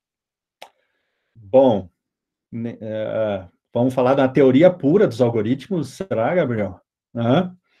Não tem como eliminar a subjetividade dos algoritmos. Não tem. Porque, como eu disse, é uma reprodução humana, e, portanto, reprodução da própria subjetividade humana. É um ideal de objetividade, não é um ideal, na meu ver, né? Não é um ideal próprio do direito, né? O que a gente pode, e eu acho que daí talvez responda melhor a tua pergunta, porque eu acho que a tua pergunta também é nesse sentido, na medida em que você cumpre alguns requisitos, eu te dou alguns exemplos. Por exemplo, o requisito de transparência na arquitetura algorítmica. Você pode, como eu passei para vocês ali, dizer, olha, quais são as soluções que nós estamos usando. Quais são, na construção do dataset, transparência na construção do dataset. Então, por exemplo, representatividade de pessoas dentro da construção do dataset. São etapas, vamos dizer assim, são checklists de construção e depois de aplicação desse sistema de IA que garantem uma diminuição de subjetividades, né? Como os próprios dados que a gente vai alimentar são dados oriundos da natureza humana e, portanto, impactados pelas subjetividades humanas, a gente não consegue eliminar, mas a gente consegue diminuir. E mais, além de, nessa ponta de entrada, vamos dizer assim, no input, você diminuir o índice de subjetividade, você também, colocando espaços de anotação, supervisão, permanente controle, accountability permanente disso, você consegue também, na saída, ir monitorando, ir anotando, ir retreinando, né, vamos dizer assim, nesse caminho de afinamento, de refinamento da solução, né? Também, da mesma forma, diminuindo as subjetividades. Vamos fazer aqui um paralelo com a decisão judicial. A decisão judicial, ela é, em alguma medida, subjetiva. Mas há algumas demandas que tendem a diminuir essa subjetividade. Por exemplo, a demanda de fundamentação, né? A demanda de fundamentação escrita, a demanda de fundamentação publicada, né? Então, são mecanismos para se diminuir essa subjetividade no julgamento humano, né? Então, da mesma forma, nos algoritmos também, né? E a continuidade é da mesma forma como pensar em uma decisão judicial proferida por IA, eliminar a subjetividade dos magistrados. Veja, da mesma forma, como eu te falei, esse modelo, essa arquitetura, ela permite a redução de subjetividades, né? Ou naquele exemplo que eu dei, eventualmente, na construção, junto com um juiz que vai na audiência de custódia manter a prisão ou tirar a prisão apoiado por uma ferramenta de IA, vai aumentar a carga argumentativa para o juiz decidir contrariamente àquilo que apontou a ferramenta de inteligência artificial, né? Deixa eu ver. A próxima pergunta de quem foi? Foi da Stephanie. A Stephanie, está aqui no chat também, né? Obrigado, Stephanie. Ela está elogiando aqui a fala. Como proteger o ambiente eleitoral do uso negativo danoso da IA? Esse é um dos nossos projetos ali de identificação de deepfake news com a IA, né? Não é fácil, é um trabalho complicado. A gente percebe também pelas conversas que a gente tem com o TSE e os TREs, que eles estão fazendo também uma série de iniciativas nesse sentido, mas é um trabalho que não é fácil, até porque o impacto desse trabalho de uso de deep fake news é um impacto grande, a gente sabe que eleições são decididas assim, né, e isso tem muito valor, mas é possível, eu só posso dizer assim, é possível se identificar, se fazer um monitoramento disso também, né. E também, por outro lado, da mesma forma que é possível fazer o nosso trabalho seria assim, soluções de forma preventiva para se identificar e se tratar as deepfake news. Mas também é possível fazer um trabalho repressivo disso, né?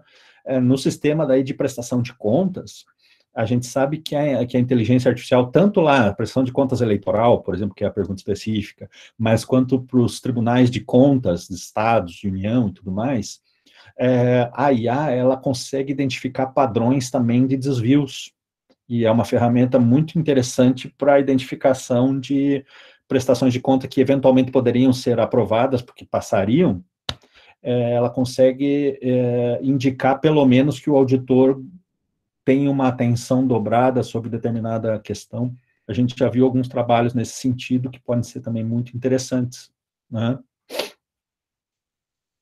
Professor, aqui na pergunta do Gabriel, aqui, ele quer eliminar a subjetividade dos algoritmos, eliminar a subjetividade dos magistrados. Será que eliminando toda essa subjetividade, nós também não estaríamos correndo o risco de eliminar essa característica que é a sensibilidade humana? O Gabriel não é Hartmann, ele é Kelsen, né? Eu acho que sim, né? Não, mas eu entendi a pergunta, porque ele já conversou assim, mais ou menos nesse sentido, porque na verdade é uma preocupação que eu também tenho, enfrentar o ativismo, né? A gente precisa ter algum mecanismo de segurança, que obviamente não é a segurança lá do positivismo jurídico e tudo mais, mas assim, ter algum procedimento, eu sou procedimentalista, então eu adoro essa palavra, né? Procedimento para se minimizar a subjetividade, ou, se não for possível minimizar a subjetividade, aflorar ela para que a gente possa, ao menos na academia, criticar, né? É o mínimo que a gente tenta. Então, como eu disse, assim, como é representação da atividade humana, não é possível eliminar a subjetividade. E não sei nem se também seria, como você disse, a pergunta, um objetivo, eliminar a subjetividade. Não, eventualmente, a subjetividade pode ser positiva em determinados aspectos, né? Mas a ideia é dela deixar algo mais transparente. E se vocês perceberem, é a maior crítica que a IA recebe. Todo mundo que você vai falar IA, e o Conjur já teve alguém que escreveu lá sobre isso, a caixa preta dos algoritmos. Aí eu, que venho lá da argumentação jurídica, eu vou fazer a seguinte pergunta. A decisão judicial, ela é totalmente explicável ou não? É óbvio que não. A gente pode separar, e lá a gente separa na argumentação jurídica, veja, há dois contextos, pelo menos, dentro de uma decisão. Um contexto de descoberta, a gente chama assim, né? Pode chamar de outra coisa. Um contexto de descoberta e um contexto de justificação. Então, de uma forma você decide, e da outra forma você justifica aquilo que você decidiu. A primeira etapa é tema para psicologia, para psiquiatria, para alguma outra coisa, não para o direito. Agora, nossa preocupação é, aquilo que você decidiu, você tem que justificar. E daí vamos ver aqui na justificativa se o que você decidiu não é absurdo, se não é inconsistente, se não é contrário ao que o direito, enfim, se não é despótico, se não é de alguma forma assim. E isso, na medida em que vira um procedimento, acaba até, de alguma forma, moldando a forma como você toma aquele primeiro contexto, toma a primeira decisão, porque você já sabe, olha, se eu tomar essa decisão assim preconceituosa, eu vou sofrer aquilo mesmo que eu sofri na outra, então eu não vou mais tomar, eu vou me disciplinando de alguma forma. E também tem esse aspecto normativo, né? Sim. Então, da mesma forma que o algoritmo tem essa zona, que são as redes, que elas não se autoexplicam, a não ser na sua arquitetura, né? A decisão, ela também tem esse... mas o que a gente precisa é o seguinte, esse algoritmo, ele está dentro de um contexto maior, que é o contexto em que a gente pegou um dataset para fazer, o dataset é um conjunto de dados. Esse conjunto de dados é explicável, tem que ser transparente, é auditável, preventivamente montado para se evitar ataques a vulneráveis, preconceitos e tudo mais, todas essas nossas preocupações. E a saída também, de alguma forma, tem que ser justificada, porque se a saída ela indica que, em razão da cor da pele, a pessoa tem que ser presa, é porque está errada. E a arquitetura tem que prever que a decisão errada tem que ser refeita e retreinada, não é? Então, assim, a mesma acusação de caixa preta também serve para o humano. Então, nós humanos nos julgamos de uma forma também obscura. Não, pera lá. Eu posso até tomar uma decisão, mas eu tenho que, de alguma forma, justificar essa decisão perante a minha coletividade, porque senão ela vai ser taxada de absurda, né? E eu não vivo sozinho para cometer absurdos. Mais ou menos por aí, né? Tá certo. A Stephanie perguntou Operação Serenata de Amor. Stephanie, querem se manifestar? Não sei se a internet da Stephanie permite. E o Gabriel perguntou também, professor, com a Alemanha e o Canadá desenvolvendo uma IA mais humanizada e os Estados Unidos desenvolvendo uma IA voltada mais para a questão financeira, pode-se dizer que o Brasil está mais próximo de qual destes cenários? Ah, meu Deus, essa pergunta é difícil. Nós ainda não temos uma estratégia nacional, então a gente está ficando para trás. Essa talvez seja a minha maior angústia desse ano, que a gente não poderia ficar para trás, e a gente está. Dentro de alguns resquícios de regulação, a gente está tentando fortalecer o que é esse espírito, vamos dizer assim, canadense e alemão, assim, né, de robustez de confiança. Então, por exemplo, o CNJ constituiu uma comissão que é formada por magistrados e comunidade de fora também. Eu faço parte dessa comissão que vai dar os parâmetros para o uso de qualquer tipo de sistema de IA no judiciário como um todo. Já é um avanço, porque é uma grande parcela da preocupação do direito, vamos dizer assim, a aplicação dentro do judiciário. Dentro do judiciário, então, a gente está seguindo mais ou menos aquilo que a gente construiu ali no livro, que são os parâmetros éticos para uma IA sólida, né? Então, assim, essa fatia tem, mas a gente ainda não tem uma visão como um todo, né? Isso é muito ruim, porque a gente tem muita iniciativa de pesquisa, a gente tem polos seríssimos, assim, que fazem desenvolvimento, o que a gente poderia chamar de indústria da IA, né? Eu chamei isso lá para os Estados Unidos, então, a indústria da IA, ela é forte, ela tem, assim, um potencial, mas, assim, a gente ainda não tem essa direção como eles construíram lá. Isso é ruim. Seria muito pior se nós não trabalhássemos de uma maneira, como é que eu posso dizer, engajada nesse processo e termos uma política de IA no Brasil, brasileira, exatamente o que nós necessitamos, e daqui a pouco, por alguma opção, copiássemos dos Estados Unidos, por exemplo, aquela coisa, trazer para cá como... por exemplo, eu estava analisando os projetos de lei que foram apresentados, e basicamente eles reproduzem assim uma parcela muito frágil daquilo que a gente está imaginando do que é uma IA sólida. Então, se a gente partir, por exemplo, da ideia de que quem direciona a IA é academia, indústria e governo, esse tripé. A Alemanha fez isso, Estados Unidos, Canadá, todo mundo trabalha com esse tripé. Indústria, academia e governo.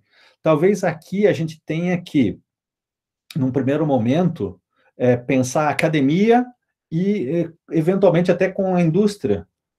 Se tiver essa interlocução, assim, se for possível esse diálogo, para a gente estabelecer. Eu, assim, vamos dizer assim, eu acelerei muito o livro, porque eu queria, de alguma forma, até pelo assim, o impacto que o Vitor teve como pioneiro e tudo mais, lançar assim, uma ideia de que a gente precisa uma IA mais concreta e mais, vamos dizer assim, detalhada com relação aos anseios éticos, né?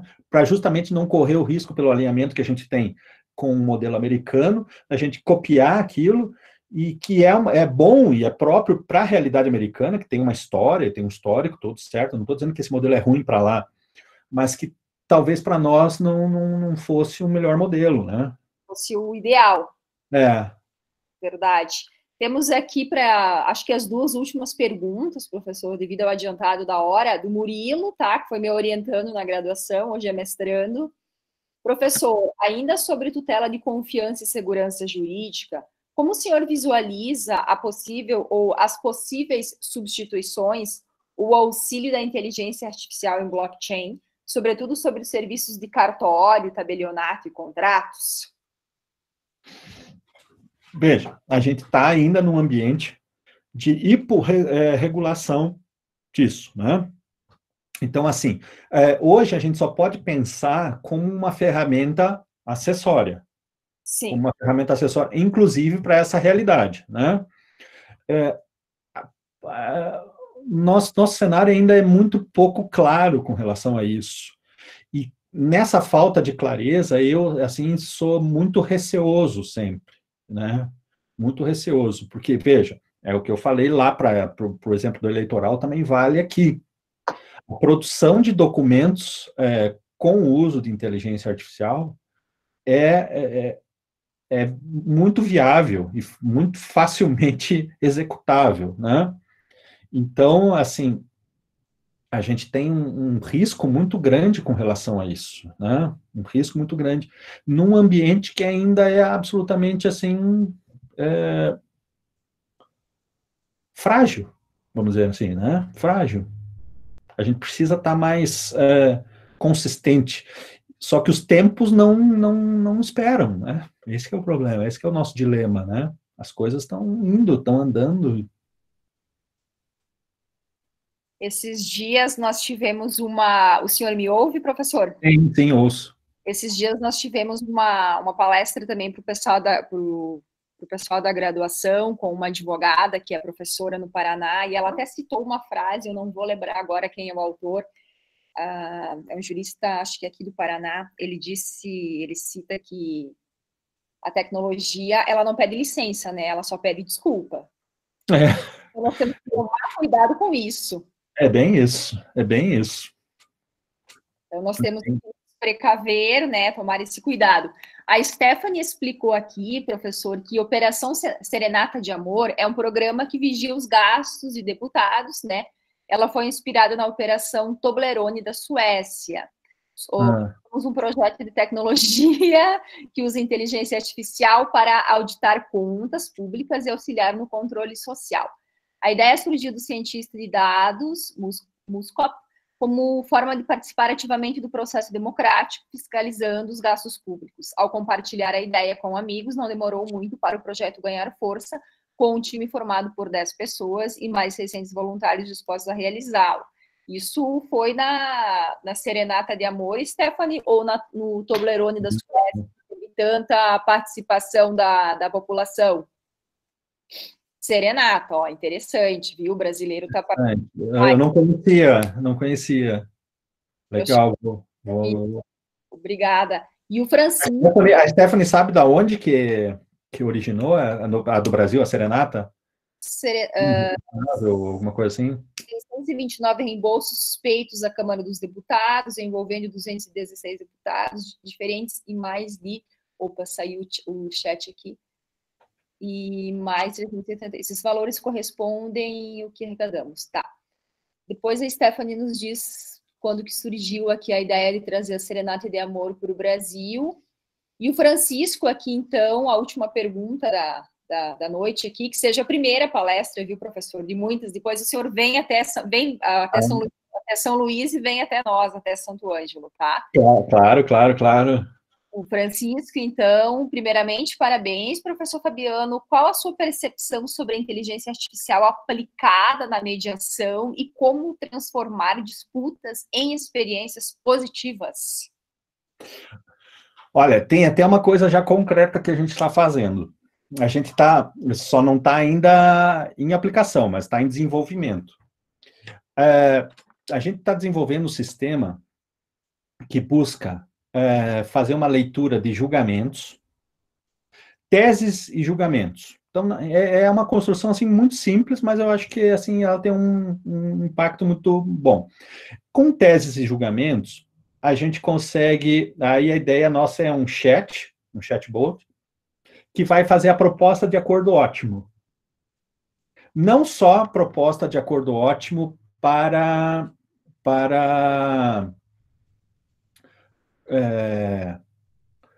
de indução, mas assim, a ideia é que cada um receba aquilo que seria o ideal em termos de acordo, tá? O que nós estamos vendo é o seguinte, como operacionalizar isso? Se, por exemplo, a gente vai deixar só num nível de direitos disponíveis até um valor certo, que seja, por exemplo, a competência do juizado especial, alguma coisa assim, né? Porque, veja, tem aí a prerrogativa de advogados que estão envolvidos e tudo mais. A gente está pensando a solução em tese. Aí, a aplicação disso, a gente depois vai discutir com os atores que são competentes, então, ordem dos advogados, poder judiciário e tudo mais, para ver se, por exemplo, o poder judiciário encampa isso, alguma coisa assim. Mas é extremamente possível, não só esse modelo, mas, assim, aqueles que vivenciam a realidade de mediação, de arbitragem, conseguem ter uma criatividade muito maior. E pode isso impactar num problema sério, que é o problema de aumento de demanda. Se a gente pegar a curva de demanda nos últimos 15 anos do Brasil, é algo assim assustador, né? Assustador. Se a gente consegue, de alguma forma, reduzir isso, e reduzir isso não simplesmente por negar acesso à justiça, né? Porque normalmente as soluções são essas, né? Vamos aumentar custas, vamos dificultar acesso à gratuidade e tudo mais. Não. Se a gente consegue reduzir isso, mas com efetividade, aí sim, tudo bem, né? A Stephanie só complementou aqui dizendo que o time é espalhado por cidades e países diferentes e se beneficia da tecnologia para conseguir fazer reuniões, discutir o projeto e dar continuidade do trabalho de forma remota, sem precisar de um espaço físico. Interessante. Legal. Vamos pesquisar ali, Serenata de Amor. Entre Toblerone e Serenata de Amor, professor, eu fico com o Toblerone, mas temos que ser do time Serenata de Amor, não é? É verdade. É verdade. Bom, professor, então, vamos finalizar aqui, tá? Gostaríamos de agradecer